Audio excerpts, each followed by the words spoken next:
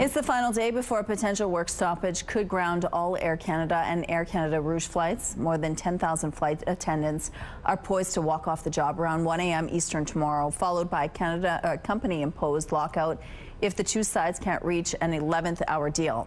Air Canada said it was expecting to cancel around 500 flights previously scheduled to take off today in anticipation of the work stoppage, with a full stoppage looming Saturday.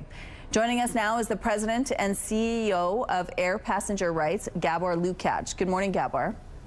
Good morning. Thanks for joining us. Now, Air Canada started canceling flights yesterday as the airline and the union representing its flight attendants contract dispute continues. So far, it looks like customers whose flights are canceled will be eligible for a full refund. Tell us about that. Passengers should not fall for the trap of taking a refund. Air Canada is attempting to defraud passengers about their rights. Passengers are being told falsely that there are no other flights available, while in fact there are many other flights that could be booked, and passengers are finding those flights if they know what to do. From Air Canada's perspective, it's way cheaper to just try to push a refund on you as a passenger than to actually pay for alternate transportation, even though the law requires them to do so. The law is clear. If they cancel your flight, they either have to rebook you on a flight that departs within 9 hours of the original departure time on their own or partner airlines, or they have to buy you a ticket on a competitor airline. That's for preemptive cancellations. When a cancellation takes place before the strike, they also owe you meals, accommodation, and lump sum compensation up to $1,000.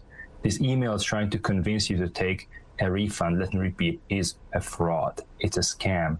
Don't fall for it. You do have the right as a passenger to alternate transportation on any carrier if Air Canada cannot find you a flight on their own network.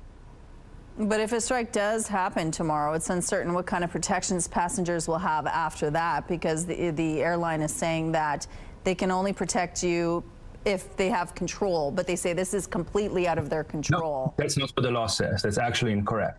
Even if there is a strike, which paradoxically in Canada deemed to be outside the carrier's control, in Europe it is not so, but even if it is, say, weather, the airline still has an obligation to rebook passengers on competitors' airlines flights if they cannot rebook you on their own network.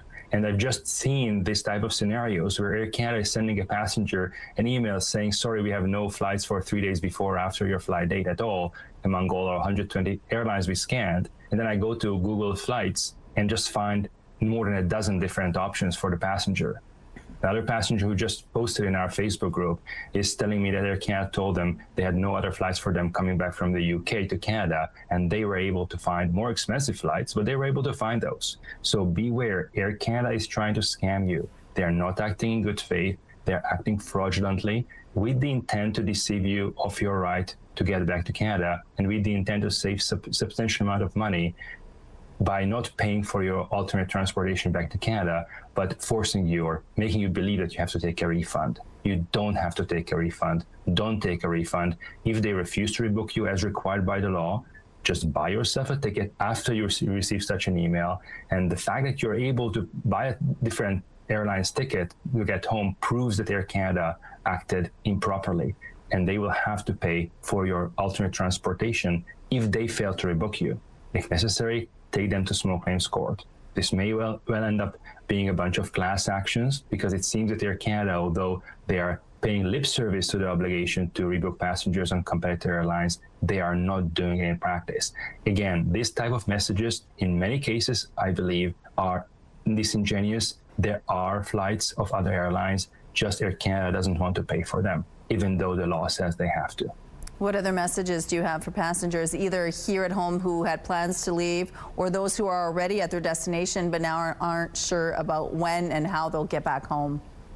Don't be a pushover. Don't believe what Air Canada is telling you. Make sure that if they tell you there are no other flights, you don't take a refund. Buy yourself a ticket for whatever destination you need. Keep your receipts, keep your expenses, and once you're done traveling, make Air Canada pay for it. This situation is not going to change unless we collectively as passengers are willing to hold Air Canada accountable for this type of fraudulent conduct.